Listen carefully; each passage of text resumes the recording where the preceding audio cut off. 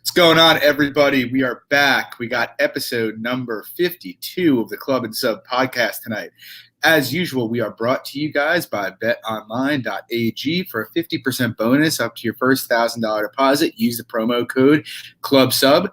And also, as usual, if you like the show, please drop a like and subscribe. We'd appreciate it. Our goal is still to hit 500 subscribers by July. 40 away, 4-0. We can get there. Just help us out a bit. But yeah, and now tonight we got Augusto Sakai taking on Georgina Rozenstruik. I'm kind of sick of these heavyweight main events, to be honest. There must be like something in the algorithm or in their numbers that says heavyweights just do better numbers. It's the only way I can really make sense of this being a main event. Maybe they're just trying to cut the showtime shorter, although this one has the potential to go deep. But yeah, it's an interesting card. A bit bummed that Moroz Fioro got canceled. We'll get into that in a bit. But yeah, as usual, I'm joined by Luke at SWR_betting. Lag's out sick tonight. He has the flu. C will be joining us in a few, probably from his car, maybe from the Walgreens. We'll see. But we'll get into it. Yeah, so first fight of the night. We got Claudio Puelles taking on Jordan Leavitt. I think you feel a bit more passionate than me about this fight, Luke. You want to take it away?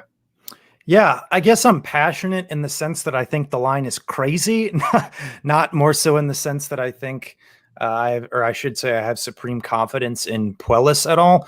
But really what it comes down to is we still really have no evidence that Leavitt can strike, let alone even throw a jab. And granted, where Puelles has struggled, in the UFC, it's because he's getting absolutely bombed on and whatnot. But that's really not something Leavitt brings at all. So that kind of throws that out the window to some regard in terms of how you cap the fight. And so really it comes down to, I largely anticipate, there to be a significant amount of grappling here. And Puelles is a brown belt, trains with Dubronx Oliveira out there. You got to go back to kind of some of his tough run too, even before I know it was a second ago, but he wrestled a lot more back there, had some wrestling success in the UFC. For a jiu-jitsu guy, I think his wrestling is actually pretty decent. We've seen Leavitt play on bottom before. So I guess that it's a fight where there's going to be some, rubber beat in the road where, who knows, maybe Leavitt is the superior grappler in there, but really there's no evidence out there to suggest that Puelles can be out grappled. He hasn't been out grappled by anybody. So I do think he can land takedowns. Does he submit Leavitt? I don't know. Like I said, the grappling's a bit of a question mark in that regard, but I do think he can be defensively responsible, probably get a decent amount of top time as Leavitt's just trying to attack stuff. He could just like pressure pass, sit in a half guard or something like that. But if Leavitt comes in and out grapples him, I wouldn't be surprised either. I think the line's just more so of a product that Leavitt's more relevant. He's fought more recently. People know him coming off the Contender Series. The guy does the splits, runs through Las Vegas with bare feet. He's the hot, shiny new toy, and people don't know about Puelles coming off the long layoff. So we'll see. Kid's still only 25 years old. Big improvements could have been made in the last 2 years, too. I might add that. So I like Puelles as a dog here. Yeah, I took a small stab at Puelles at plus 185 myself. I'm not super passionate about the fight, to be honest. I guess it's more, look, I think we all made our opinions on Jordan Leavitt clear, last time he had a fight when we were all talking up Matt Wyman, leader of the free world. That didn't work out so well. But, largely my view on Leavitt hasn't really changed that much. He's not much of a striker. His wrestling's probably a bit underrated. He's an okay wrestler. But, in terms of his actual grappling, maybe he has the tools to positionally control Leavitt. That's possible, but it doesn't really seem like his game. Leavitt. I mean, he tends to be a little submission over position. It's not something I like.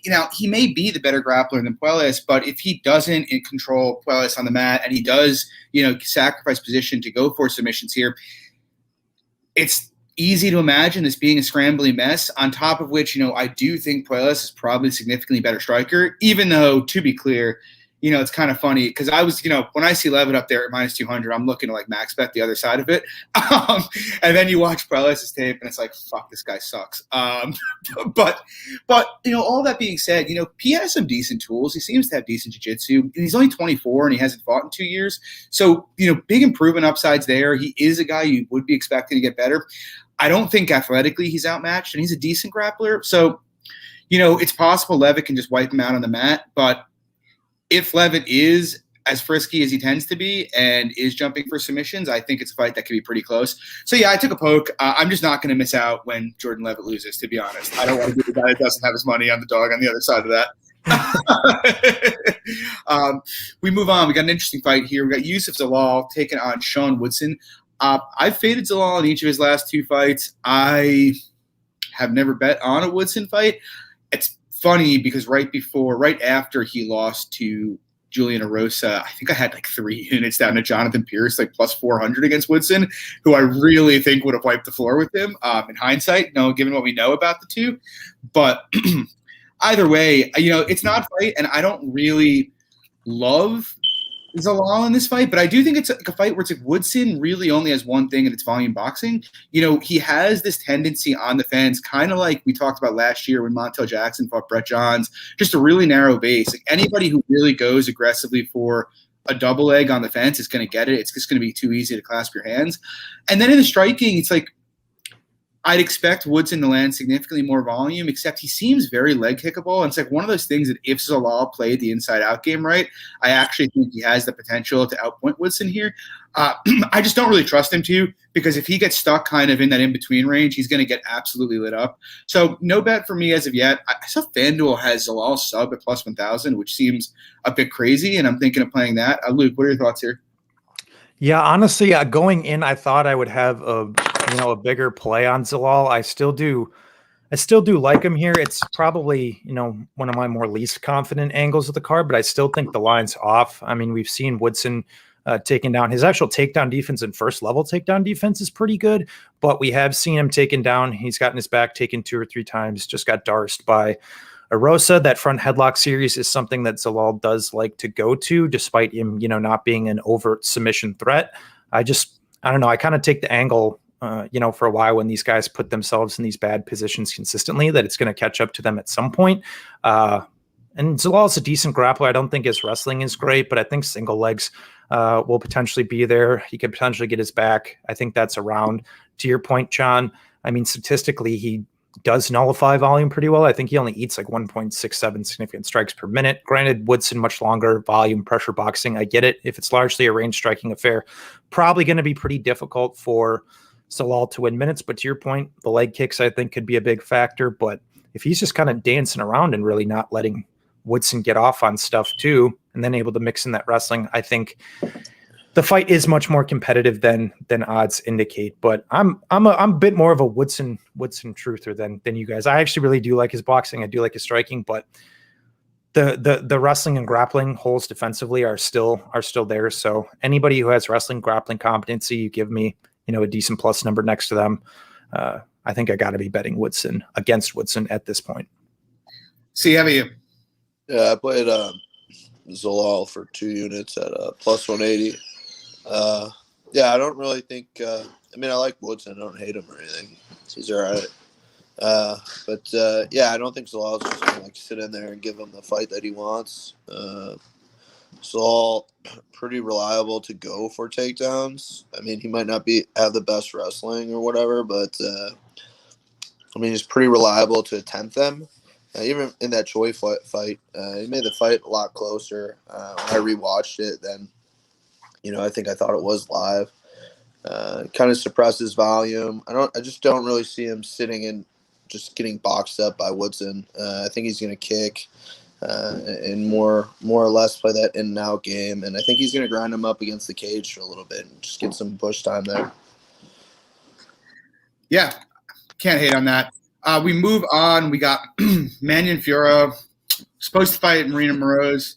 Bit of a bummer that fell apart. She's now taking on Tabitha Ricci, making her UFC debut, coming over from LFA. Luke, you want to start us off here? Yeah, bummer. Had a bet on Moroz as well.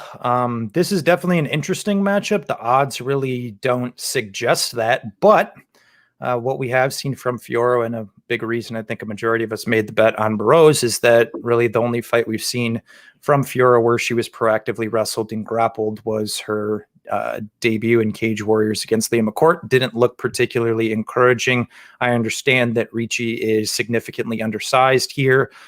Short notice, I get it, but black belt in jiu-jitsu, black belt in judo. Girl can grapple. She's a pretty good grappler. So if she is able to close distance, if she is able to get this fight down, I think she's very live for a sub or a positional TKO. So we'll see. But conversely, she's extremely hittable on the feet. Official prediction that Fiorot probably blows the doors off her, but I'm not really sure when there's a clear path for a fighter who's pretty proficient in a discipline, and it's, at least from what we've seen, a weakness for the other fighter. Why that one fighter is, damn near 85% doesn't make a lot of sense to me. Yeah, give me 2 seconds. So I'm about to invite Gugabe in here. He's going to make a bit of a cameo. C, you want to take this away here? What fight? Fiora Ricci. Yeah, I just fade Fiora versus any grappler. So yeah, I'm just gonna take a chance. Moraes was gonna fucking beat her ass, but whatever. Yeah, I'm pretty bummed about that as well. I had Moreau's pretty big.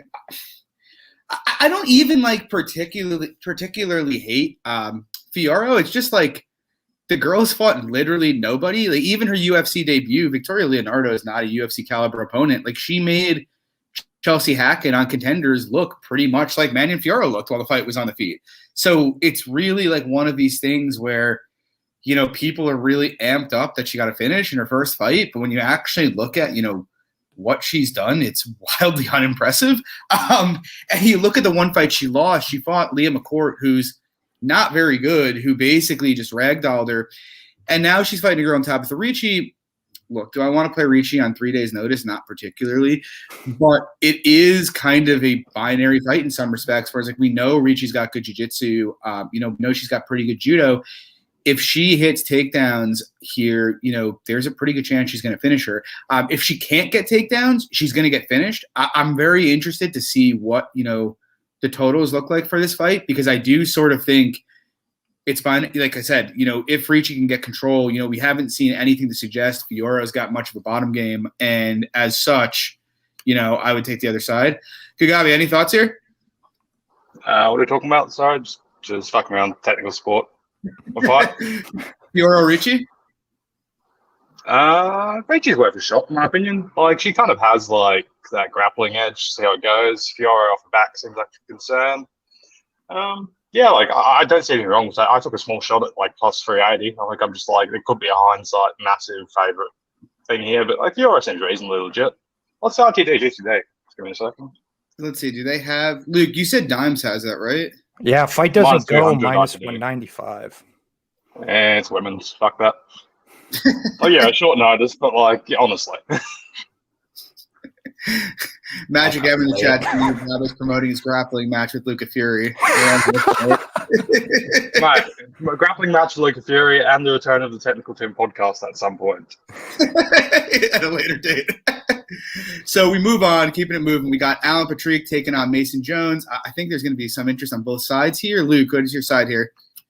Yeah, I like Jones. I thought he showed a lot of heart, a lot of good things in the first fight. Obviously, the guy's crazy hittable, pretty much has been throughout the course of his career. Even in Cage Warriors, he's been in some tricky spots, but Patrick doesn't really throw all that much. He's more of an all the way out, all the way in guy, big blitz shots. So I think when this fight is standing, at least at space, I think it's going to be pretty difficult for Patrick to win minutes. Maybe he catches him with something, but not an overt power threat historically. I think Jones pretty reliable to win minutes. Obviously, the path for Patrick in his W's, he's getting takedowns, getting extensive control time. But what we have seen from Jones, his get-up game seems to be pretty solid. Uses a decent butterfly guard, good grappling credentials, hasn't really extensively been held down in the fights that I've seen.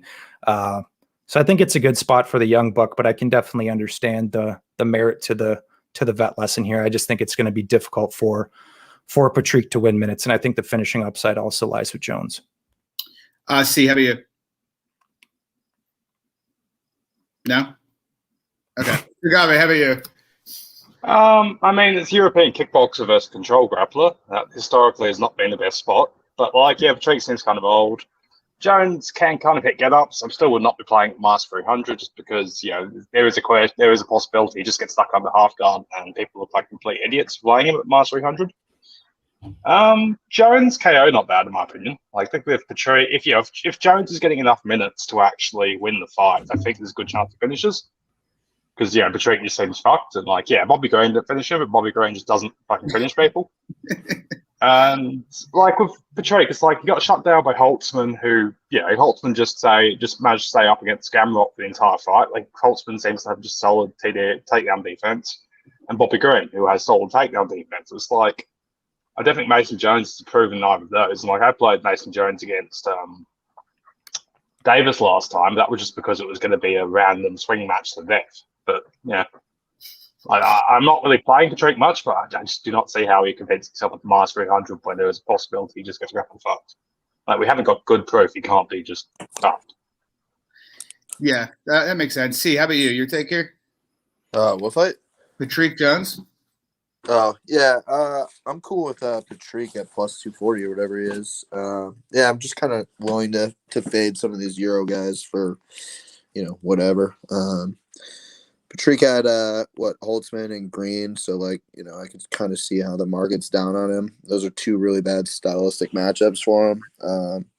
And Jones, minus 300 versus him, it's like question mark. So I don't mind a stab on Allen. Yeah, I don't really have a strong lean here. I think if you put a gun to my head, my gut feeling is Jones is probably going to pay off the price, but.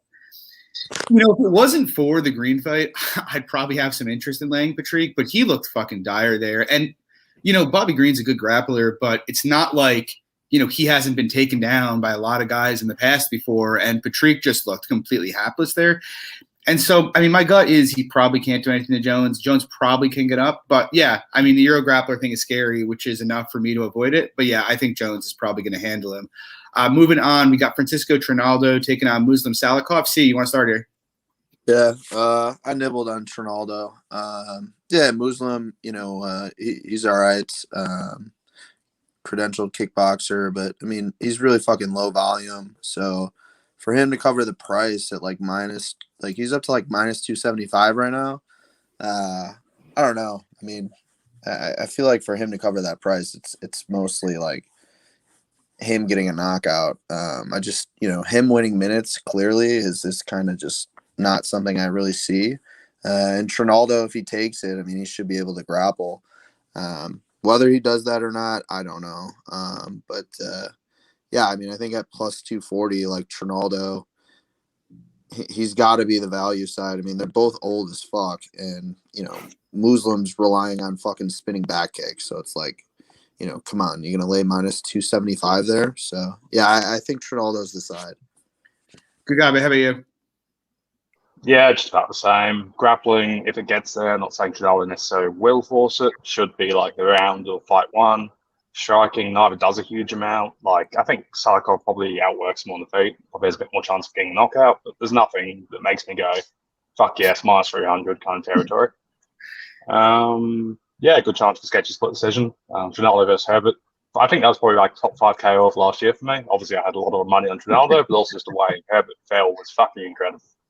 Then he got punched another 20 times, but Trinaldo, both shot him up in.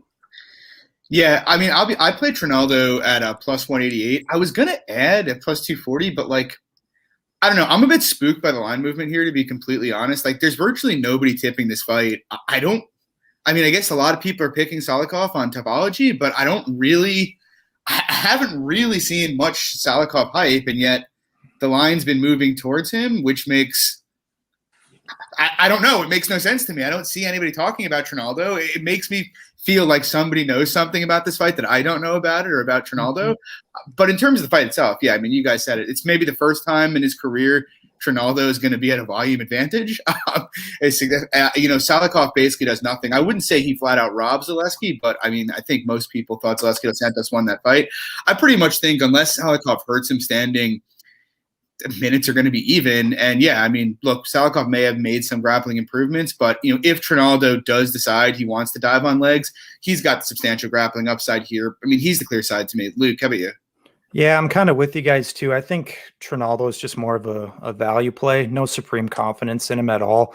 But he's another one of these guys that's just incredibly difficult to fight and just kind of proven it over the years. Kind of just plays that mid-range slow counter game, straight lefts, body kicks, Salikov, another Wushu Sanda, outside type guy. So I largely see it being, a slower paced fight, which usually tends to favor Trinaldo. Obviously, Salikov tends to play that game well too, but to Gugabe's point, I don't really know how you can be pricing Salikov that high in that type of fight. I agree that, he probably has the higher KO upside, but despite Trinaldo being 42 and almost getting finished by Herbert, I mean, homeboy's still on a 3-fight win streak. It's not as if there's, some clear downward trajectory that we've seen from Trinaldo by any means. So, or at least that you can string together. So slow paced fight has potential wrestling upside, not banking on it either. I think he's worth a poke. I think Trinaldo just there's people betting just pretty much betting pure age, and you can just look at Trinaldo's odds history. Every fight he's just drifted into the end. I think people are just going, he's 40 years old, fucking pretty much. So I think that's probably a good part of why he's moving. Sorry? Right? Herbert closes a favorite against him, right? I think. Yeah, it was a massive loss. So, I think Betfair, I know Trinaldo definitely was a dog some places. It was crazy because we were all jumping in at fucking minus 150 and it just kept going. And it was just I bet him on plus 100. I think it was on fight day. The line just kept going down. Yeah. He hit plus 100 and I poked that against Herbert. But yeah, moving on, we got a heavyweight bout. We got Tanner Boser coming back off of getting Arlovsky, taking on Ilir Latifi, making his second heavyweight fight here. Gagabi, what are your thoughts here? I like Boser because he's kind of busy-ish, but I don't want to play minus 200. Latifi can crack. Latifi's grappling is a question, but also Latifi's not really consistent to do anything for 3 rounds. Boser seems durable. Price is about right. Again, it's heavyweight. Probably can't go. I think Latifi's probably beside just because it's heavyweight, but Boser, unlike most heavyweights, has cardio and output, so I think it gives him kind of a floor, which other heavyweights don't necessarily have. So I think the line's about right to me. Yeah, I mostly agree. If Latifi was plus 200, plus 230, I'd have some interest in poking it. It's kind of, we probably would have been that had he beaten Arlovsky. I'm glad he didn't, but that's probably what would have happened. But yeah, I just think Latifi's margins are incredibly thin. If he doesn't knock him out, which he could, but he's low volume, he's got to rely on top control. And Latifi's the exact kind of guy who could get 3 minutes of top control in multiple rounds and lose rounds. Boser's just going to be a lot busier. Plus, Latifi's not really going to pass the dominant position. Wouldn't be overly shocking to see Boser just stand up, kind of how Lewis did, even though Lewis is an anomaly. But yeah, like I said, I just think the margins for Latifi are thin here. Boser, obviously, massive volume discrepancy. I have no interest in playing it. Luke, how about you? Yeah, not really much to add for me. I think you guys pretty much touched it. I think the line's probably about accurate. Wouldn't be willing to lay the chalk, though, on Boser. See? Look at Okay. Just eyeballing. I don't mind GTD, honestly. Minus 120 is not awful. I kind of think Boser's durable. Probably not going to get him out of there. Grappling, I think, I don't know.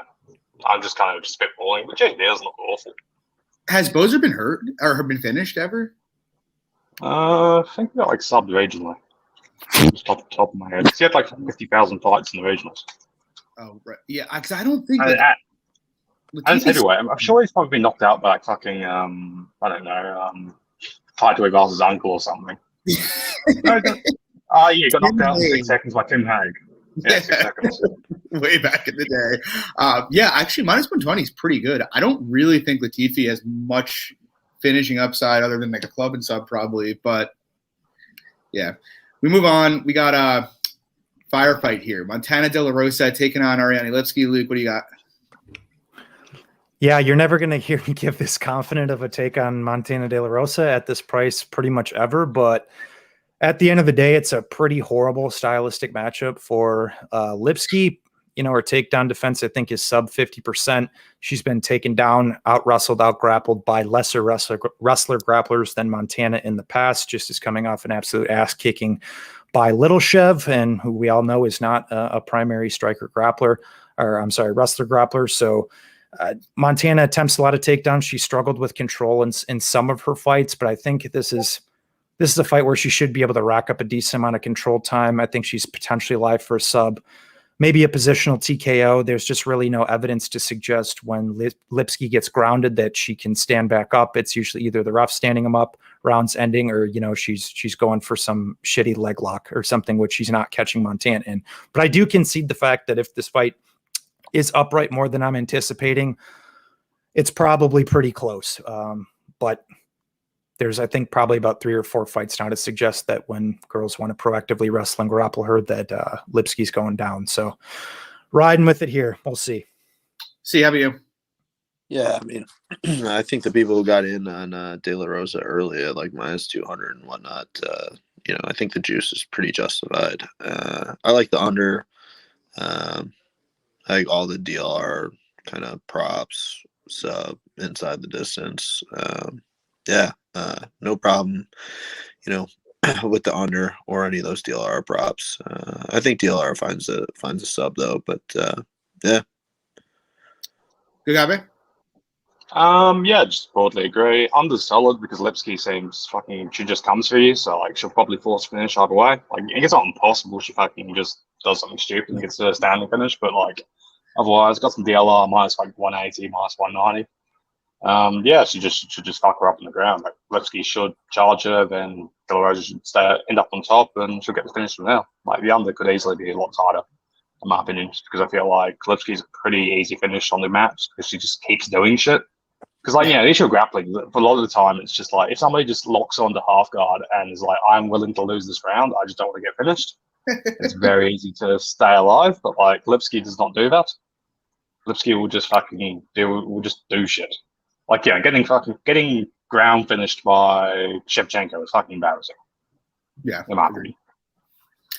Yeah, I mean, I took a little bit of under as well here. I don't really have anything much to add. Just that unders plus 200, DLR subs plus 330. I'd much rather just be on the under than laying 330 or taking 330 on DLR sub. But yeah, not a ton else to add there. Moving on, we have Makwan Amirkhani taking on Kamwela Kirk. Doesn't look like we have any props up for this yet.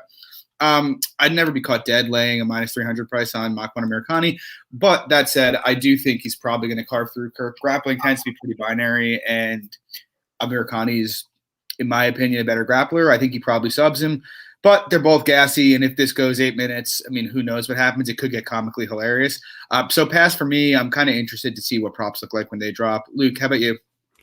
Yeah, kind of with you there as well. Definitely wouldn't lay this kind of price on Amirkhani. Kind of interested to see what they open the under 2.5 around there at. Just think both guys are liable for mistakes in the fight. Can see finishing upside from both guys. Mostly, obviously, Amirkhani probably sub. But he really tends to have about 7.5 minutes of gas and really tends to fall off a cliff after that point, becomes crazy hittable, really one and done with his shots. So to your point, it could get sloppy late, and I could see, someone capitalizing on something there. So we'll see. See you. I think he's off to a long drive or something. He's left his phone behind once. What do you got, Kagame? Christ. I think I'd offer a live bet Kamwela and pre-bet just because the Amirkhani is usually a pretty good shot to win round one. Kind of a mess here because I feel like a Amirkhani winner probably just looks dominant. It just looks like Amirkhani subs him in a minute. Like also, Kamwela could just pull away on cardio or just kind of, he's a big guy, he seems gritty and all that sort of stuff. So like I think there's definitely a spot for him. The line feels a bit wide, but I'd still just rather take him live than take him pre-fight. Like, why take plus 250? Why take plus 250 now if I can get plus 500 after round one with Amirkhani's biggest chance to win gone? And Amirkhani generally tends to let people, like, didn't Fishgold have like big success in round two before he got subbed, if I recall correctly? I know round one there wasn't much out. Round one was just like fuck all was happening on the feet. Then Amirkhani took him down. Round two, I can't. I remember that being fairly comfortable, but Amirkhani didn't do much.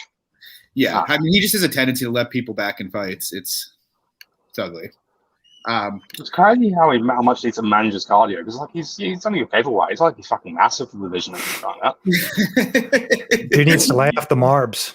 It's honestly, it's bizarre. And like last fight, I mean, look, I expected Barboza to beat him, but last fight he didn't even really. He seemed so afraid of gassing out that he didn't even really sell out for takedowns, which was just completely bizarre.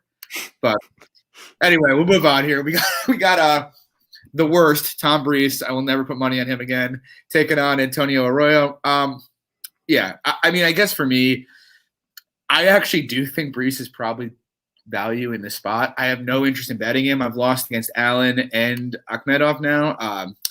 Just never again. But I don't really see a whole lot of places that Arroyo makes this competitive. Like, honestly, Arroyo's best chance to win is to probably just go crazy and try to lure Brees into the kind of fight where he'll just collapse and lose. But he's shown he's pretty reliable not to do that. So, yeah, I mean, I know it's kind of a contrary take, but I've been debating playing, maybe goes distance.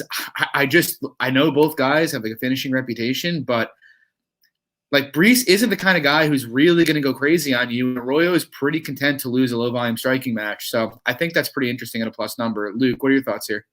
Yeah, I think pretty much in any other scenario, I'd have a pretty sizable bet on Brees. Instead, I don't have a bet on Brees. But to your point, I do think he checks pretty much damn near every box. But as we know, the guy's a bit of a head case, a bit hard to trust at this point. But yeah, I mean, I think he's the better boxer, better volume, more power. Arroyo kind of just one and done. Big straight shots, body kick. Doesn't really put anything together, though. Brees, black belt on the ground, could probably just take him down and control him if he wanted with ease, especially later. Arroyo a little bit gassy, too. So I think it's a decent spot for Brees. But yeah, to your point, he's a little bit difficult to back at these kind of prices. Kagawa, what are your thoughts? I kind of like the under, but also I'm looking at the prop prices and they seem stupid. Like Brees KO is plus 170. I don't really think that's the thing. Like Arroyo, I'd go Arroyo KO on Brees submission being my two most likely results and like the widest props. Like, Arroyo's grappling is fucking dog shit, so I think Brees could sub him if he ends up there. And like if Arroyo just comes at him at any point hard, I think there's like 50-50 chance he gets KO. Like Brees could just mentally, I remember what he did against Brendan Allen, where he just folded for no reason. Don't remind John. That was great. He had like multiple opportunities to get up too, and he just shelled up. That was just awful. Yeah, it wasn't even that bad a position, really. I remember it very clearly. It was not the best position, but like he could have gotten up. Against the fence. He was against the fence. It's probably the ideal if you're on the ground to be there. It was just bizarre. It's just, yeah. I mean, I can't trust him. I agree with you. Like, I think if Arroyo was just like, fuck it, I'm going to bite the mouthpiece and come for him, he'd have a pretty good chance of Brees just kind of caving in. But I don't think he has he has the willingness to do that. We move on, though. We got a fun one. Dusko Todorovic taking on Gregory Rodriguez. Rodriguez was a replacement for Maki Pitolo, which is a bummer because I liked Pitolo quite a bit in this spot. I actually like Todorovic now quite a bit the other way. Not going to play it yet because it looks like we're still seeing Rodriguez money. But like 2 weeks ago, Gregory Rodriguez was plus 200 against Josh Fremd, and now he's plus 125 against Dusko. It doesn't make much sense to me. It's kind of funny just the way the perception of Dusko's changed. Everybody was riding the hype train going into the Soriano fight. And even though we all knew Soriano's best win condition was a first-round KO, we're acting like something crazy happened there that showed some massive flaw in Dusko's game. Like, we all know that his flaw is he keeps his hands down too much. That's been there. That's still going to be a liability here. I guess for me, I don't price Rodriguez early KO nearly as high as did with Soriano, who's an explosive, fast athlete who hits like a truck. Like, Rodriguez hits hard, but he's not as fast or as explosive as Soriano is. I doubt he can give Dusko much issue in the grappling, or at least give him issues without gassing out himself.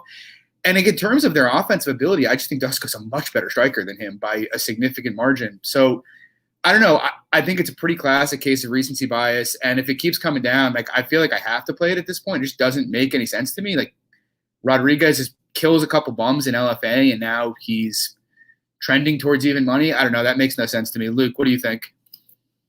Luke's gone. I think. Yeah, I agree. Like, I had a little bit of sorry on that KO1 against Todorovic to offset my money line. I'm like, that just happened. It was his win condition. I don't care. Like, yeah, it's embarrassing. We can be. Yeah, he is very hittable. We know he's denying that. It's like, I don't think Rodriguez hits as hard as Soriano, and I don't think that result was like that predictive. Which is kind of like, well, yeah, a certain amount of time Todorovic just gets punched in the face hard and dies. Yeah, so as a result, I'm not like, I think Todorovic should happen, but I'm surprised his line movement's been like this. He's got solid cardio, solid output. Like, I think Todorovic is genuinely a pretty good prospect. Like, He's got the same issue that Baszler has later on the card. He has no fucking defense, but it's just kind of like I think people are throwing him out way too easily. I also kind of like the over, but I'm not sure. Like, depends on tempo, really. I could see this getting very cage pushy, and I could see this getting very. We're both going to go to the death inside 2 minutes. So like either way. Yeah, but it's also like if Todorovic if he survives the first round against Soriano and then beats the shit out of him the next 2 rounds, this line's probably Dusko minus 300. Like it just makes no sense at all. Luke, what are your thoughts here? Yeah, I think it's kind of a little bit of a case of recency bias. I'm not a big Rodriguez guy personally. I think he's got some decent attributes, decent tools, but pretty upright, pretty hittable. The guy he just beat in LFA, I think, is a gigantic fraud, to be honest. So I think Dusko might be getting counted out a little bit here. I think he's the better striker. He's faster, plays the outside game well. Probably going to get some questions answered, whether he's improved his defense a bit at all. But I mean, even then, guys went the large majority of his career without being dinged. But yeah, it's kind of an interesting spot for Dusko. But I'm starting to get interested with all the line movement, because to your point, if he doesn't die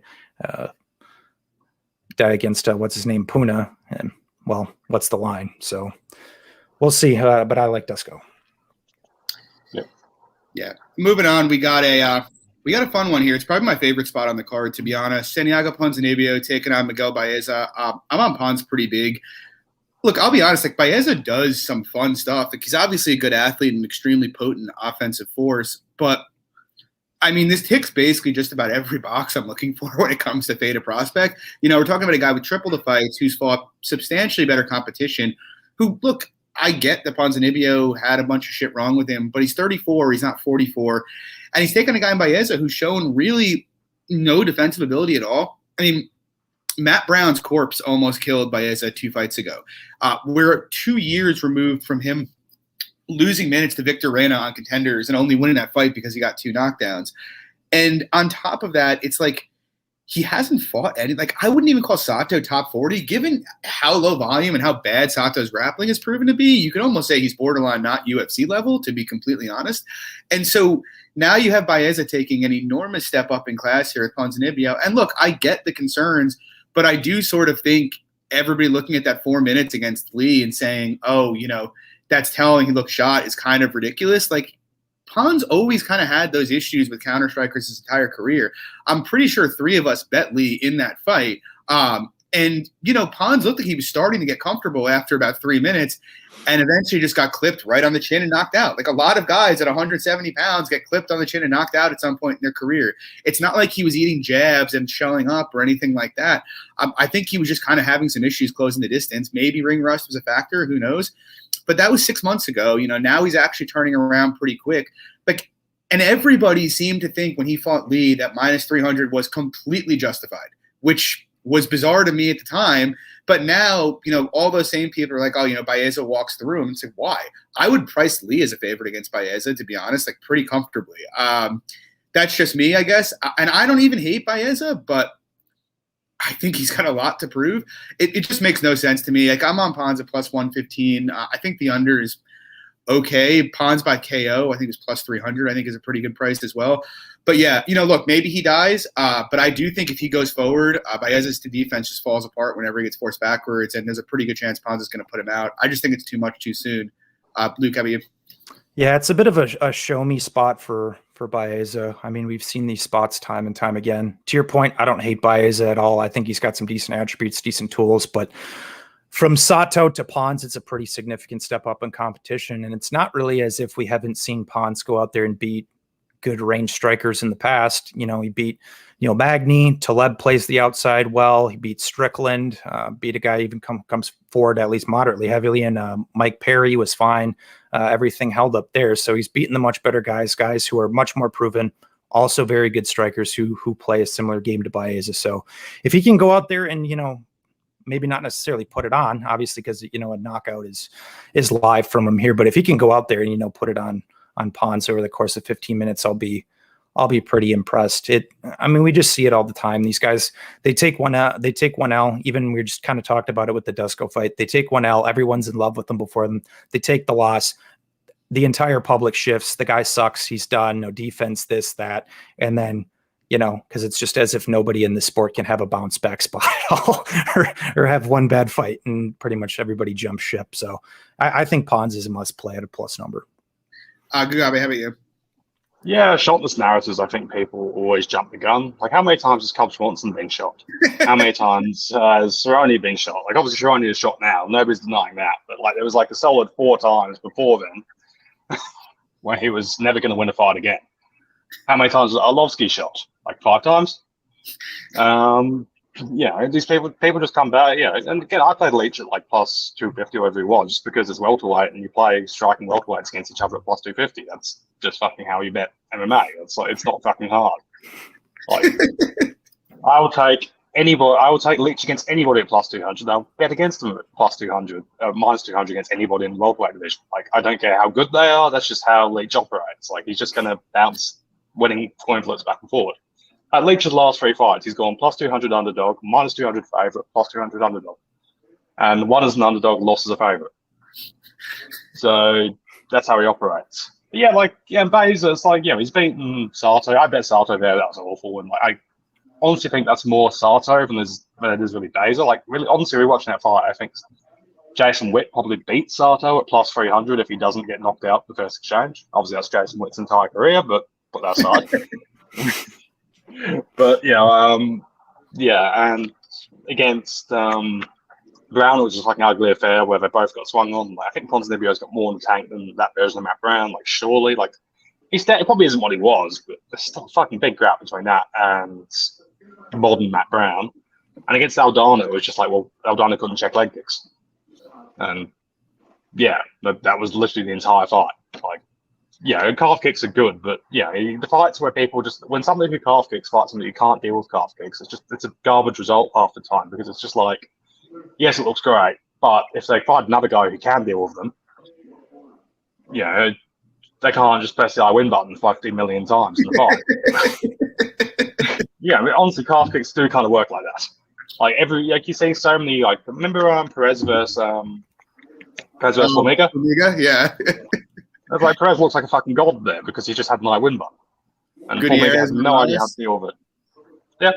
There's so many fights of calf kicks where it's just like, people are like, oh, that guy must be great. The next fight, they go against somebody who can actually deal with them, and it's just like, oh, he's okay. But, so my view is Ponzinibbio is probably the side. I'm not going massive just yet. I like the under, I like Vince KO. I just can't really see how he's buying into Bays this much, because you can make a really good argument he hasn't really beaten anybody who should be top 50. Like, Sato is the left hand. Sato's actually disappointing. You watch his regional for a tape, and he does cool shit. And he just gets to the UFC, and he's like, yeah, fuck that. I'm just now left hand and nothing else. It's fucking bizarre. Him and Sato and the other one, light heavyweight, fucking Fortis, Yotes, Menafield.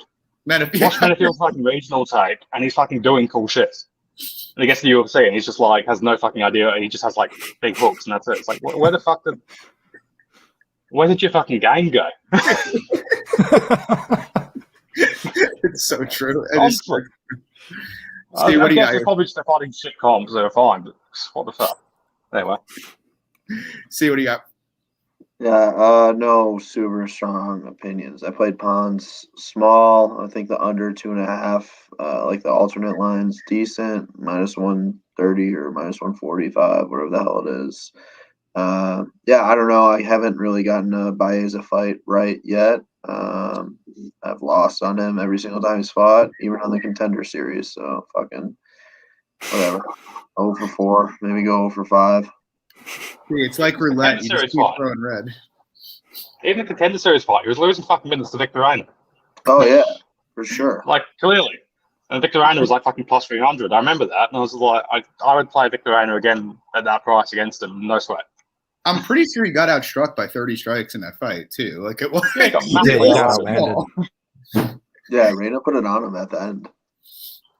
Yeah, I didn't just like get a bunch of random knockdown. I was just like, he was losing the round strike and he got knocked down. Round 1, round 2, same thing. Round 3, then he's lost. Yeah. Well, that's also the other thing, right? Like, what happens if Pons just kicks his leg on? We don't really. What's his gas tank going to look like if he has to deal with any kind of attritional work? Like, we really have no idea. So when have we seen Baszler pass? We've seen Baszler what go decision once, yeah, or yeah. like recently. No, So like, not yeah, in the he's UFC. a huge fucking welterweight. I don't think he's done the decision in the UFC. So just at the Yeah, Reiner, and he went to a split on the regionals. I think I remember that fight being fucking. I haven't really watched it in a while, but I remember that fight being fucking embarrassing. So, and like Reiner's and Baze is kind of weird because you can see he's got all this technique. Like he's got technical ability to throw every single strike. Like if you just run him through MMA techniques, he can do them all. He's fucking quick. He's athletic. He's strong. He just has no fucking feel for the game. It feels like. Well, yeah, I mean, like if you told me in 2 years he was a top 6 guy, I wouldn't be blown away. But you know. You have to get there first. Like I think taking this kind of jump it's not a test that most guys pass. If he does, I'll be very surprised and happy for him, and probably pretty legit if that's the case. So yeah, the thing of him because he's got all the tools, he only needs to like figure out 1 or 2 more things, and he just suddenly snaps together and becomes a top 10 fighter. The question is when that snap happens, really. Yeah, for sure, I agree. But anyway, we move on. We got Laureano Staropoli taking on Roman Dolidze. Luke, start with you. What do you got? Yeah, I don't love Staropoli, but I like him at the price just because I think it's the first guy. If you really run back through everybody who Roman's fought, they've either kind of just sat there on the outside and stared at him because they were scared of the power, and then he eventually deads him, like even against what's his name, our buddy Hadis that we love so much on this podcast, largely just stood there for the large majority of the fight, got deaded. Alon put up a little bit of pressure, but even Giles just kind of plays the outside, boxing game. And then there's some wrestling from Dolidze. But I guess my angle is that this is the first guy that's really going to come at him, which might get him dinged and killed. I definitely concede that, but the guy's proven to be pretty durable historically. And what we just saw in Dolidze in the 3rd round, and what wasn't really an overtly high paced fight. Obviously he wrestled a bit, but was pretty tired in that 3rd round, got dinged. He's definitely very hittable. His defense dropped significantly in the latter rounds. So I kind of trust Staropoli to win minutes more. Could Dolidze wrestle him? I think it's definitely in play, but Staropoli's shown to have a pretty decent get-up game. I mean, Means I know doesn't wrestle much, but Black Belt couldn't really do much to him either. So it's more so of a play just based on, whether he can make really Dolidze work, avoid the big shot, because I think the longer the fight goes, the more it favors Staropoli. Good guy. How about you? I like the under here, or the ITD quite a bit, because I feel like Dolidze, even if he gets grappling time, will just fucking jump random shit. Like Dolidze doesn't really hold position. I don't trust Staropoli off his back that much. So like if Dolidze wants to go for heel hooks, I think he could actually get one. And also Dolidze will just gas the fuck out under his own pace. And Staropoli is pretty busy. Like Staropoli against Means, like I played Means there, but I think that was going for it. Like, Means landed a big head kick and hurt him in round 2. But like I think honestly, if he rerun that 100 times, it probably just could have easily gone the other way. So it was just, it was like Staropoli edge round 1, but like Means just happened to get the first knockdown. I imagine they could have easily gone the other way. And Giles should have finished Dolidze last time. Dolidze does a bunch of stupid low percentage, high damage shit, like the leg locks and the kicks. I just like the ITD here. I think people are getting the wrong message out of Dolidze going to decision the last 2 fights. Like I think he's been against guys who can survive better than Staropoli can off his back, and also like Giles really should have finished him. Yeah, agreed. See, what's your take here? Yeah, I played Star for like half a unit, maybe like a unit or something at plus 160. Yeah, I think he's going to bring it to him. I just kind of made this fight 50-50.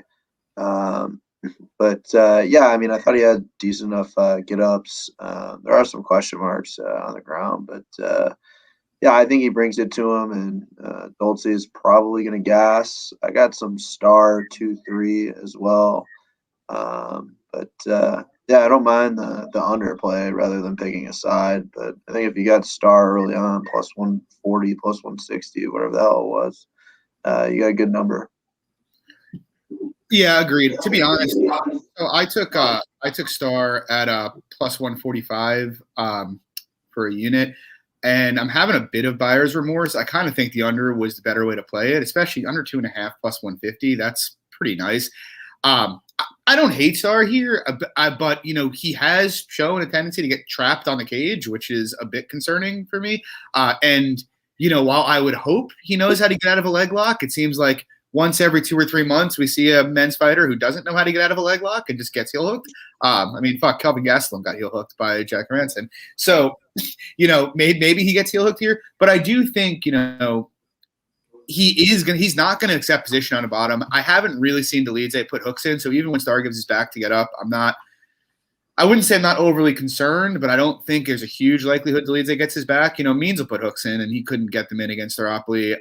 And look, the one thing I think, unlike that jackass Trevin Giles, who did cash the bet, so, happy about that, but who was decided he was okay with just kind of staring at Dolidze and putting everything in the judge's hands, Staropoli is very reliable to push a pace. So I do think, Dolidze's cardio issues, which seem pretty legit because he slowed down in the Allen fight too, if he doesn't get Starr out of there early, he's going to be in dicey territory in the last 6 or 7 minutes in this fight.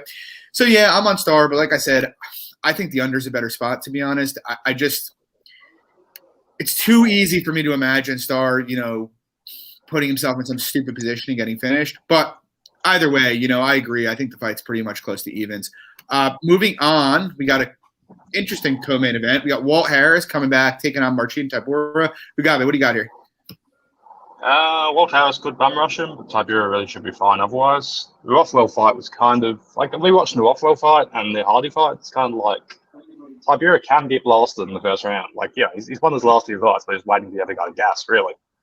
So I understand why Harris is plus 150, but I also think sequencing wise, Harris probably wins round 1. So it's just like, if you get a bet Tybura, why the fuck are you doing it now?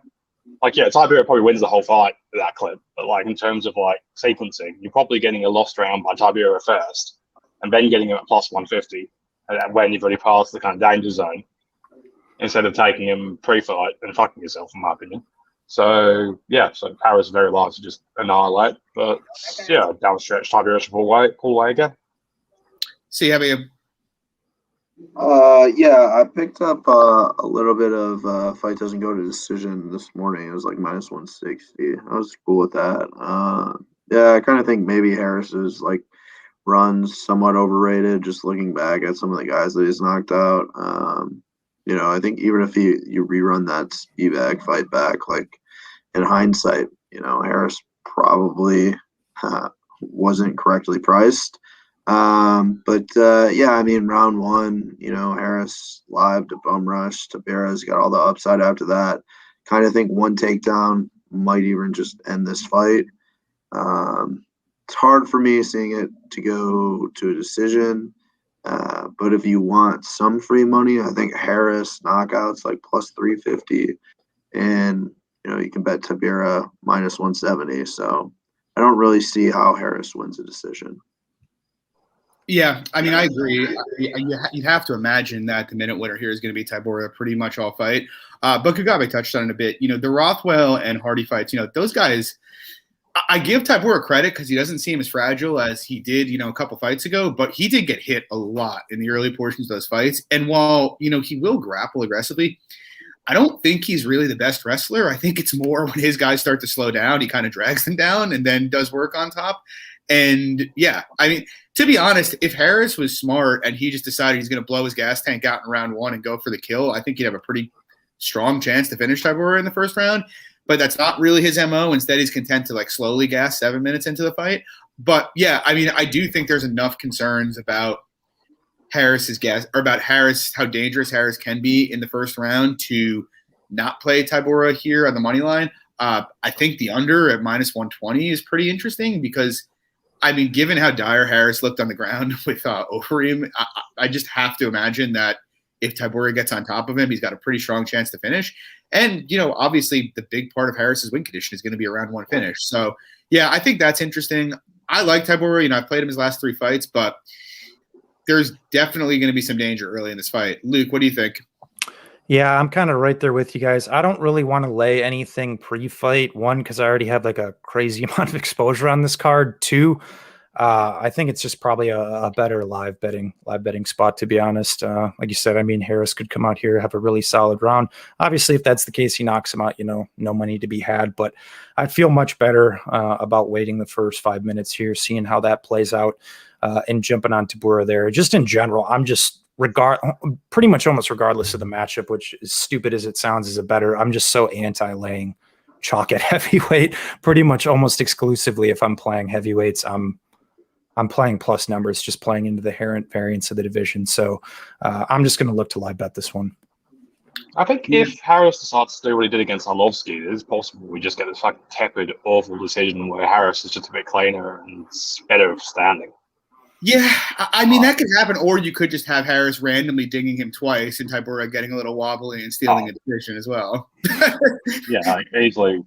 Yeah. But Arlovsky probably could have won that fight, to be honest, on rewatch.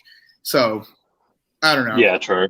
It's a weird spot. I think, if you want to play Harris, KO1 plus 350 or whatever it is ridiculous, is pretty solid price. And really, it's just kind of like, Tiberius won his last few fights by just existing long enough for the other guy to gas. Harris KO1 you can get at plus 400 right now, so that's not bad. I mean, yeah, it's better than plus 150. That's probably 65% of his win equity, to be honest. So yeah, that is pretty good. But yeah, we move on. We got the main event that nobody asked for. We got Georgina Rozenstruik taking on Augusto Sakai. It's an interesting fight. I have a pretty strong opinion on it, but I'll start with you, Luke. What do you think? Yeah, not super strong, but I did play Sakai. I guess a little bit similar to the first fight. I think Rozenstruik's obviously the large majority of his win equity is with a KO, and it's probably early. Sakai's pretty reliable to come forward, push a pace. I know Sakai isn't the greatest defensively, has been dinged before, but actually statistically, Rozenstruik's defense is actually worse. And what I will say, and I say it for every single Rozenstruk fight, if you're a numbers guy, whoever was running fight metric for that Overeem fight, you're out of your fucking mind. He did not outland Alistair Overeem in that fight at distance. I categorically disagree with that, and was on his way to losing a decision before the Hail Mary. But really, the large majority of his career, honestly, has been somewhat underwhelming. Albini took a round off of him. Even the JDS fight, pretty slow pace first round. Don't think he looked great in that at all. Obviously, bum rushed Arlovsky. I don't know. I just kind of feel like a Sakai can survive. He's the better minute winner. I know he gassed against Overeem, but I think there's probably going to be some adjustments made here. Don't think he death gasses like that. And Rozenstruik isn't a guy that can make him pay, on the ground like Overeem did too. Honestly, I think if I say it for every Rozenstruik fight, if Sakai wants to grapple, I mean, he can. I know what we have seen from him defensively hasn't looked encouraging, but the guy is a brown belt. Rozenstruik, even going back to his Rise and fight against Kovalev, looked like shit there. Shit against Albini, shit against Overeem. I mean, he can be wrestled, can be taken down, has no bottom game at all. So, like, my sneaky hardcore angle and kind of what I'm hoping for is we see a takedown from Sakai at some point. Not to say that he needs it, but I think it'd be a nice way in an extended fight too to save a little bit of gas, get some ride time too. So, I think it's a decent fight for Sakai, but big heavyweights, always powerful, always explosive. So ready for it, but I do think the line's off. Good, Gabi. How about you? Yeah, I'd flip the line here. Like Sakai, even if he doesn't choose to grapple, I think should be favored just because he would do so much more. Like Rozenstrike is really KO or bust. I've kind of favored both of these guys coming up, but I think with Sakai, it was more like he was actually fighting decent heavyweights and winning miracle decisions. Sakai's run was Chase Sherman, who I don't think, because it's proven not to be bad. I always thought that was the case. He fought Arlovsky and did not deserve that decision by any means. That's probably top 5 worst UFC decisions in the last couple of years. So I just do not understand. Then he fights Ivanov, gets a coin flippy decision, and yes, he did grab the cage. Yes, he probably should have been DQ'd. Probably should have been cut from the UFC for that, but nonetheless, whatever. So, what? So, yeah, I just feel like Sakai's actually fought decent guys, and Rozenstruik's kind of mean shitters. And so, and Sakai will do a lot more. If he actually grapples, urgently, I think he could have a minus 200 ceiling or 250. Because, Sakai seems fine from top. Against Sherman, he finished him from top pretty well. Yeah. You didn't see much of it. He was a busy, heavy. Again, most guys of a certain size have heavy top control. I just don't have anything on my back. Again, I've done jiu-jitsu for a while. I have nothing off my back, but if I'm on top of you, I'm fucking you. Really, you just don't experience. Because if you're a big guy in jiu-jitsu, you just don't get put in your back often. To be perfectly frank, you just don't. So yeah, the other thing is kind of tempting to me because I feel like Rozenstruik will get his opportunity to land. I played Rozenstruik overs pretty religiously lately. Played against JDS. That was annoying because it was like the GTD. It looked like a fucking perfect GTD tempo to me. Like fuck all was happening. I think I had Dosano's decision at like fucking plus 1100 or something. Fucking annoying. I just remember it being just like Dosano's winning minutes and then just dying. And against Golem, like that GTD was insane. Like I had like 10 units exposure on not Rozenstruik decision. Essentially, I had this really weird position. It's like minus 600, and I was just like, how the fuck does Rozenstruik win a decision? Even here, I think it's like more likely, but not. He just doesn't do anything. He sucks. Like even in kickboxing, he's fucking. I remember his kickboxing record, and God knows how factual his kickboxing record is, but it's like 68 wins, 66 KOs, 2 decision wins, and like 20 decision losses. Like even in kickboxing, his decision win to loss ratio was like fucking 5-1. So he just doesn't do anything. Yeah, agreed. See, what do you got here? Yeah, I just played the over 1.5 early on. It was like minus 135. Yeah, I mean, I pretty much agree with you guys about Sakai. Minute winner seems durable.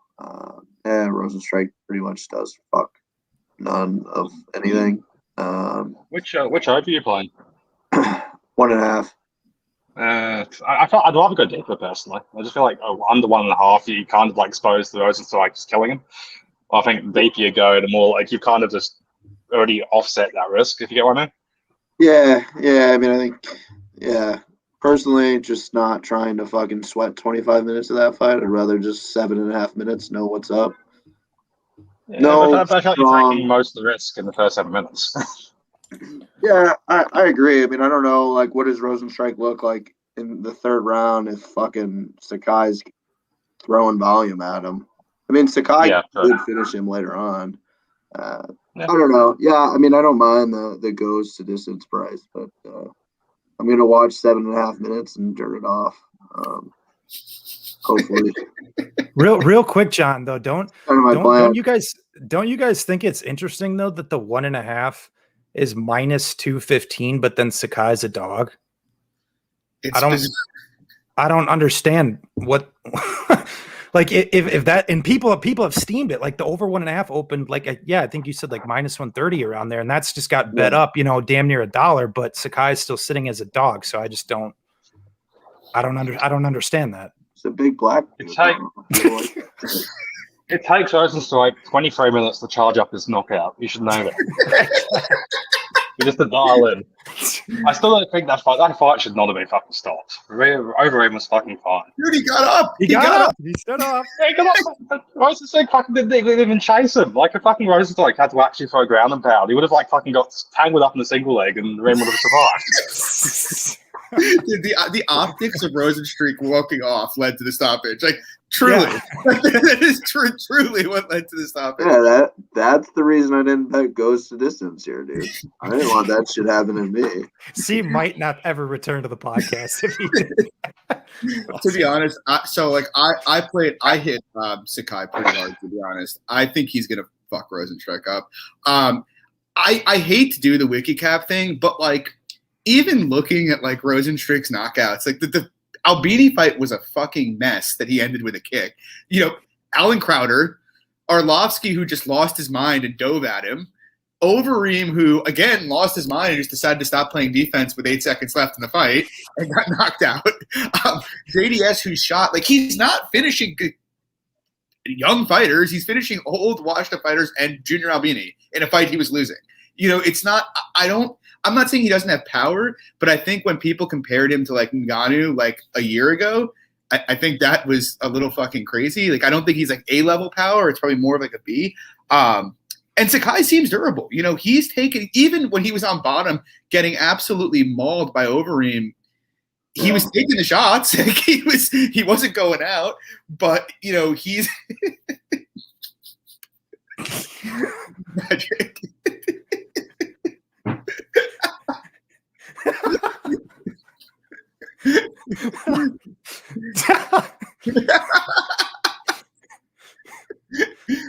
But I do think, like everybody said, I don't think Rozenstruik has literally I hate to say somebody has less than a 10% chance to win a decision, but I legit think his chances of winning a decision are like 5% neighborhood, maybe lower.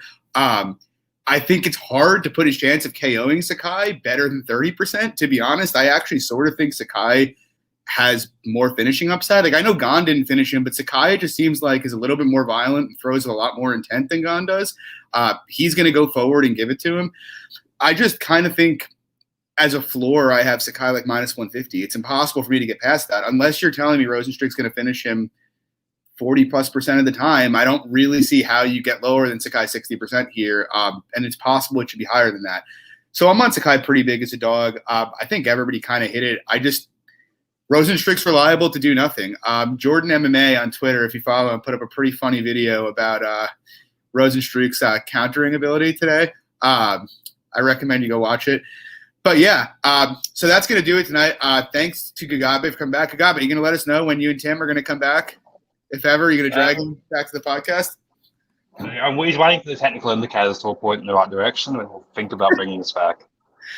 I don't know. Yeah, so thanks to Kagabe for hopping on. He's always a fun listen. Super sharp guy.